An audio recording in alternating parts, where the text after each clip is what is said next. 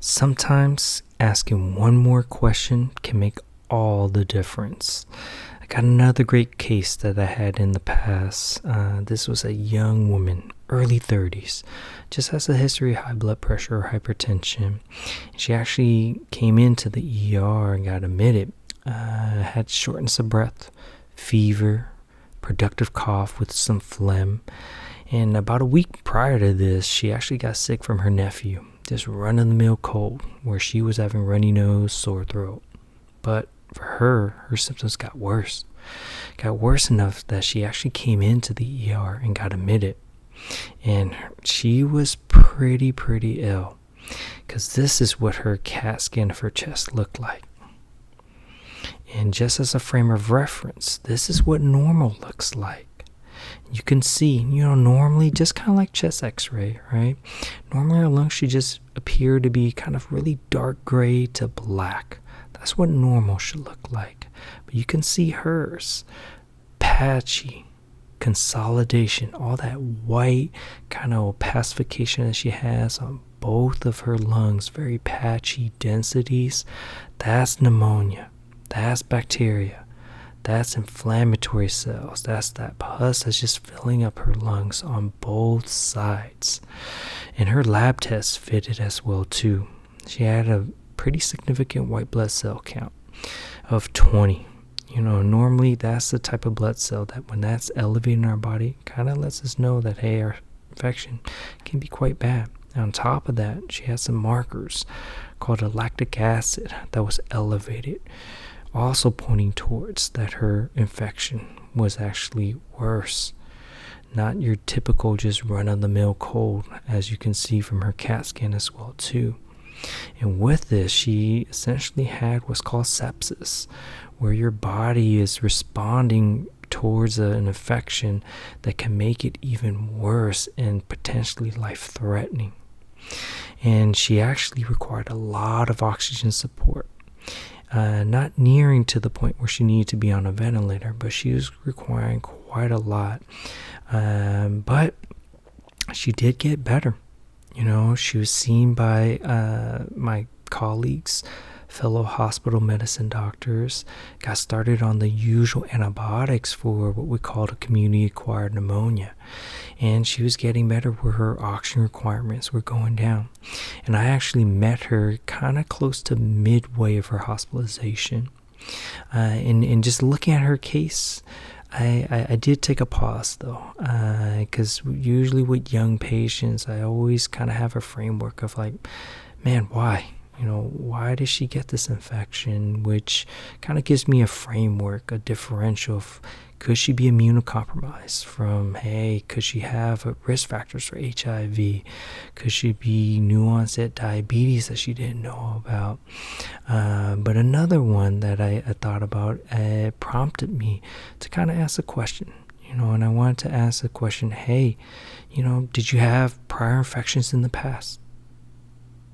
And this just unlocked a wealth of information that prompted me to investigate even further. She let me know, like, hey, actually, in my early 20s, I started getting pneumonias or lung infection. And this lasted into her mid-20s, late 20s as well, too. And then finally, her having another pneumonia or lung infection on this time. And this truly, like a light bulb just went ding, ding, ding, ding in my head of like, oh my gosh, I have to consider a immunocompromised type of disease process. And this is a mouthful called common variable immunodeficiency. And this is where your body doesn't produce enough what we call immunoglobulins. And this is important, right? Because immunoglobulins is part of your immune system, so it could fight off infection. And some patients just don't develop that. And because of that, they get presentations like this. And lo and behold, I'd ordered that test, and it came back severely low.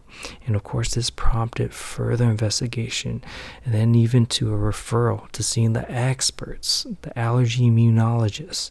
And they further did diagnostic tests and confirmed that she indeed had common variable immunodeficiency, which is such a game changer in regards to her care. And this, part of the reflection, I really want to spend some time on this. Because there's, again, so many layers of learning, so many layers of trying to process this case. And one big one that, really struck me and struck a chord in me in terms of, sometimes asking the right question can be as life-saving as providing the right medication. And this is something that I think is at the core of internal medicine, right? Us internists, this is something that we do day in and day out. Not saying other specialties don't do this, but I want to say that as an internist, we definitely fixate on this. And it's kind of funny, I took and I recertified for my internal medicine boards several years ago. And just with any type of test questioning, they do a lot of what we call clinical vignettes. They give a patient age, their past characteristics, what they're presenting with, what are some physical exam findings that they have, some lab tests. And then you're supposed to pick, hey, the right answer, right? What are you going to do next for diagnosis? Or what is the next treatment plan? Well, newsflash. Patients, they're not going to come into our ER saying, hey, I have X, Y, and Z. Or, hey, I have X, Y, and Z findings on my physical exam. Or I have A, X, Y, and Z on my lab test. They're not going to do that.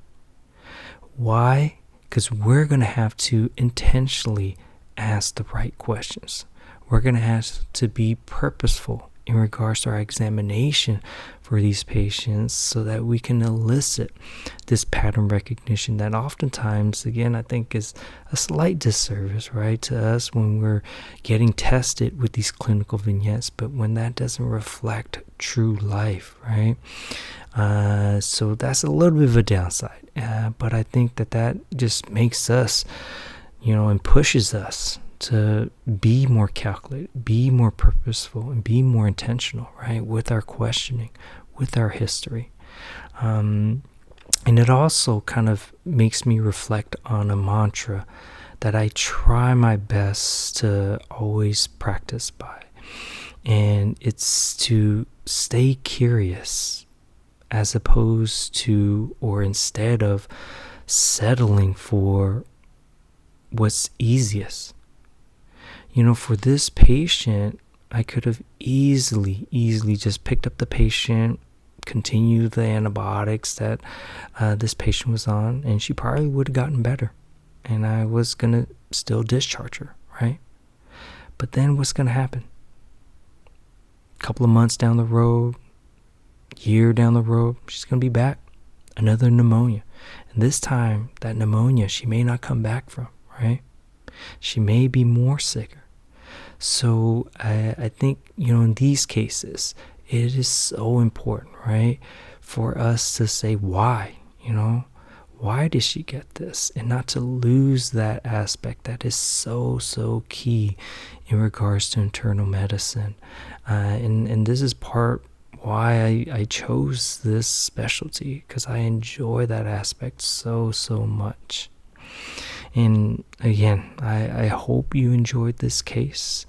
And if you do, please like it, subscribe, share it. And that's today's progress note. See you on the next one.